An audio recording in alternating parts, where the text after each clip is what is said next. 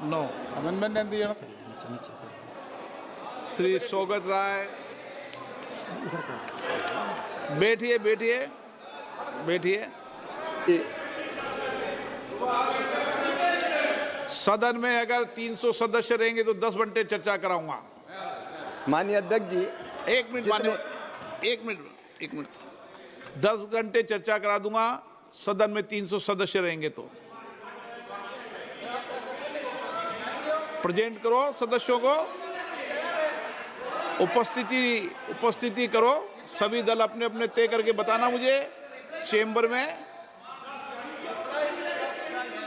आज बोलो, कल बात। मैंने आपको अलाउ नहीं किया। प्रश्न ये कि विधेयक पर विचार किया जाए। सही बैठो तो सही सदन में, पूरा सदन बैठोगे तो मौका मिलेगा। चलो बैठ जाओ सब। प्रधानमंत्री उस वक्त के मुख्यमंत्री माननीय नरेंद्र मोदी जी विरोध में बोल रहे थे, सर ये लोग किसान विरोधी है, मजदूर विरोधी हैं, ये कभी गरीब का भला नहीं चाहते सर। जिसमें सब लोग शामिल हैं, ये जो सामने वाले हैं। गरीब केस का मतलब ये साहूकार की पार्टी है, धन्ना सेठों की पार्टी है, बड़े लोगों की पार्टी है, गरीब का, मजदूर का, पिछड़े का विरोधी है। इस कानून में मैं आपको बताना चाहता हूँ कि मेटों को, मंत्री जी ये भी बताएं सदन को, 2 साल से नरेगा मेटों को तनख्वाह नहीं दी जा रही। इससे बड़ा गरीब के साथ अन्याय क्या हो सके। इसलिए सर हम इस सरकार को हमेशा कहते हैं, गरीब के इस पार्टी को जब विपक्ष के लोगों ने कहा कि ये सिलेक्ट उस पर संसदीय समिति को भेज दिया जाए, तो हमारी पार्टी ने, हमारे नेताओं ने संसदीय समिति को भेजा और सभी दल के नेताओं के विचार विमर्श के बाद, सभी दलों के हाँ भरने के बाद सदन में लाया गया। और जब ये सदन में इस पे चर्चा हो रही थी अध्यक्ष महोदय, मुझे बड़े खेद के साथ कहना पड़ता कि उस वक्त आज के प्रधानमंत्री, उस वक्त के मुख्यमंत्री माननीय नरेंद्र मोदी जी विरोध में बोल रहे थे, सर ये लोग किसान विरोधी है, मजदूर विरोधी हैं, ये कभी गरीब का भला नहीं चाहते सर। तो मैं 2005 में जब यूपीए गवर्नमेंट ने सिलेक्ट कमेटी को भेज दिया, तो जब कल हमारे नेता ये चाह रहे थे कि इसको स्टैंडिंग कमेटी में भेज दिया जाए, तो किस बात का अंदेशा था कि आप इसको भेजते? क्योंकि महात्मा गांधी जी का नाम बदलना देश में सबसे बड़ा अपराध है सर। ये महात्मा जी थे। मैं बहुत देशों में गया हूं सर, जहां जाते हैं महात्मा जी के स्टैचू के ऊपर माला अर्पण करते हैं। दुनिया का जो भी राष्ट्राध्यक्ष है, वो जब हिंदुस्तान में आता है महात्मा जी की समाधि पे जाता है। ये कांग्रेस पार्टी ने महात्मा गांधी जी के नाम से इसलिए योजना चलाई क्योंकि इससे गरीब को, दलित को, शोषित को, पिछड़े को, बैकवर्ड को गांव में अधिकार देने का इसने फैसला लिया था। तो इसलिए सर 2005 में जब ये लागू क्यों किया गया सर, बहुत सी ऐसी आवाज आई पूरे हिंदुस्तान से, गरीब की आवाज, मजदूर की आवाज, कि देश में एक ऐसा कानून लाया जाए जिसको रोजगार की गारंटी का कानून माना जाए। और मनरेगा से पहले सभापति महोदय, पूरी दुनिया में मंत्री जी मानेंगे कि कानून नहीं था।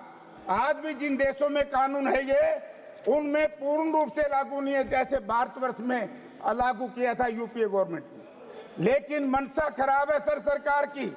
मैं आपको 2-3 चीजों की तरफ ध्यान देना चाहता हूं। 2005 में जब ये लागू किया गया, तब गांव में बड़ी परेशानी थी। गांव से पलायन हो रहा था गरीब लोगों का, शहरीकरण बढ़ रहा था, गांव में आजीविका के संसाधन नहीं थे।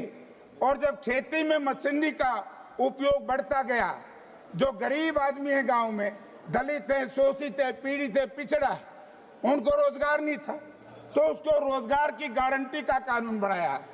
ये बात अलग है, हमने रोजगार को गारंटी दी। लेकिन बड़ा खेद है, मंत्री जी से आपके माध्यम से पूछना चाहता हूं, आपने तो एमएसपी को भी कानून की गारंटी नहीं दी जिसकी आपने हाँ भरी थी। तो इसलिए अध्यक्ष महोदय, इसमें क्या है, आदिवासी महिलाएं, दलित, भूमिहीन मजदूरों को केंद्र में रख करके, और सबसे बड़ा काम सर, सामाजिक समानता को बढ़ावा दे करके ग्रामीण इलाकों में ढांचागत कमजोरियों को दूर करता है, जो ये मनरेगा था। और आज आपने जो लागू किया है, पिछले कुछ सालों से सर, बजट की कमी, भुगतान में देरी, डिजिटल बाध्यताएं तथा जवाबदेही को सिस्टमैटिक तरीके से कमजोर करते हुए आधिकारिक आधारभूत ढांचा धीरे धीरे खोखला हो गया और इस मनरेगा को इतना कमजोर कर दिया सर। मैं मंत्री जी से यह भी जानना चाहूंगा, हमारे सांसद वरुण मुलाना जी ने प्रश्न रखा था मनरेगा को लेकर के, तो उन्होंने कहा कि हरियाणा में वो मनोहर लाल जी चले गए, 8 लाख मजदूर पंजीकृत हैं सर, केवल 2100, ये मंत्री जी का जवाब है, 2100 लोगों को काम मिला जो मनरेगा थी। 8 लाख में 2100, मेरे हिसाब से 25% लोगों को सर। इससे दुखदायी बात क्या हो सकती है सर? कानून की कमी कोई कसूर नहीं था, इच्छा शक्ति केंद्र सरकार की किसान विरोधी, मजदूर विरोधी, दलित विरोधी, पिछड़े लोगों के विरोध थी, इसलिए लोगों को काम नहीं मिला। फिर जो मनरेगा का कानून, उसमें ये लिखा है अगर 100 दिन का काम ना मिले 15 दिन के अंदर अंदर उसको बेरोजगारी भत्ता देंगे।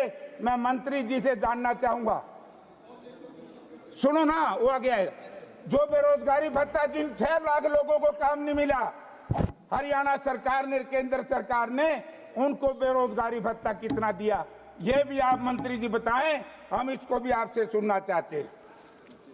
तो सर धीरे धीरे करके इस मनरेगा को इतना कमजोर कर दी। मंत्री जी भाषण देते हैं, मैं कई बार सुनता हूं, बार बार ये कहते हैं कि हमने ये कर दिया, वो कर दिया।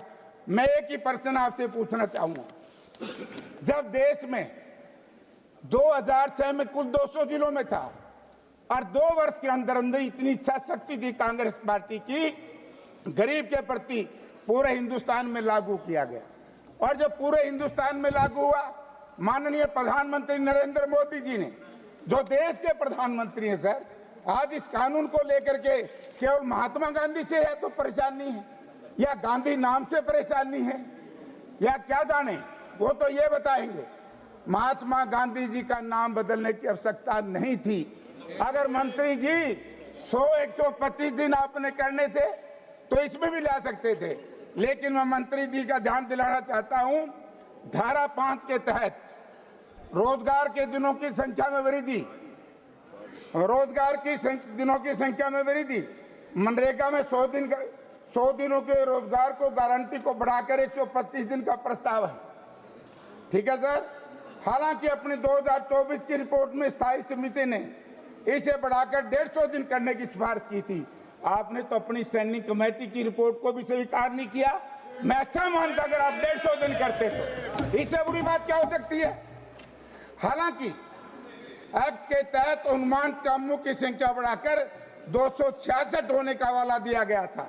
ये इंडियन नेशनल कांग्रेस चाहती है कि 266 दिन करते, तब तो नाम बदलने का कोई लाभ था? क्या लाभ? केवल नाम बदलने से काम नहीं चलेगा। धारा 6 के तहत सर, किसान के साथ बड़ा अन्याय है सर। इसमें आप भी किसान है सर, और मंत्री जी भी किसान है। यानी कि धारा 6(2) में कहा गया कि राज्य सरकारों का वित्तीय वर्ष में कुल 60 दिनों की अवधि से पहले नोटिफिकेशन करेगी, जिसमें सर बुआई कटाई की मुख्य कृषि मौसम शामिल होंगे। इस दौरान इस एक्ट के तहत कोई काम नहीं किया जाएगा। जब खेत में काम होगा तो नरेगा के लोगों का लाभ किसान को नहीं मिलेगा। इससे बुरी बात क्या हो सकती है। यानी कि इसमें बदलाव किया जाए, और इसमें जो हमने पहले भी बात उठाई थी कि इस मनरेगा को खेती के साथ जोड़ा जाए, और खेती के साथ जुड़ेगा तो किसान को भी लाभ होगा सर, और मजदूर को भी लाभ होगा। अब धारा 12 वंचित समुदायों को अल्पसंख्यक प्रावधान के सेंट्रल एम्प्लॉयमेंट गारंटी काउंसिल में 1/3 ST अन्य पिछड़ा वर्गों OBC अल्पसंख्यकों के लिए आरक्षित है। यदि इस धारा में 11 में भी स्टेट एम्प्लॉयमेंट गारंटी काउंसिल के लिए आरक्षण अनिवार्य है, हालांकि BBGGRMG बिल में धारा 13 के तहत स्टेट ग्रामीण रोजगार गारंटी काउंसिल के लिए आरक्षण तो रखा गया, लेकिन धारा 12 के तहत सेंट्रल ग्रामीण रोजगार गारंटी काउंसिल के लिए आरक्षण प्रावधानों का कोई जिक्र नहीं किया गया सर। इससे बुरी बात सर क्या हो सकती है? धारा 22 राज्यों में बढ़ती बोझ, वित्तीय स्थिति का बोझ बढ़ेगा। सर मैं हरियाणा के बारे में आपको कहना चाहता हूँ। हरियाणा प्रदेश में जब कांग्रेस ने सरकार छोड़ी 65,000 करोड़ कर्जा था सर। आज 11 साल में 4 लाख करोड़ रुपए कर्जा हरियाणा के सिर पर। हरियाणा सरकार दिवालिया हो चुकी है और यदि उसके ऊपर 40% बोझ डाल दिया गया तो गरीबों का बहुत बड़ा शोषण होगा। मैं मुख्यमंत्री जी से कहना चाहूंगा आपके माध्यम से कि इसको भी वापस लिया जाए और जो कांग्रेस के टाइम में था राज्यों पर 10% बोझ डाला जाए। मेटेरियल साथ में आ जाएगा। धारा 1 मिनट सर, अभी थोड़ा सा अभी शुरू करे है सर, किसान की बात करता हूं। धारा 20 सोशल ऑडिट समुदाय की निगरानी को कमजोर करना। सर जो धारा इनकी 20 है उसके तहत बिल में कहा गया कि सभी मजदूरों को सोशल ऑडिट ग्राम सभा द्वारा किया जाएगा। हालांकि सोशल ऑडिट करने का तरीका, प्रक्रिया और तौर तरीके बिल में तय नहीं है किए गए सर कि उसका ऑडिट कैसे करना है। इस सारे बिल को एक थोथा रखा गया, एक डरावना रखा गया, एक बहकाया गया। तो इसलिए मैं इस बिल की इसलिए निंदा करता हूं क्योंकि आज हालत क्या है सर देश की। देश में मनरेगा के समय मजदूरी मिलती थी, मजदूरी नहीं मिलती तो 15 दिन के अंदर अंदर उस परिवार को बेरोजगारी भत्ता मिलता था। मंत्री जी ये भी बताएं कि जिन परिवारों को वो नहीं मिला तो भत्ता कितना मिला। हमारे जो वेट है सर, 1 मिनट सर, 18 स्पीकर हैं आपके। 1 मिनट सर, मैं तो रात के 2 बजे सर मनरेगा वेटों की आज तक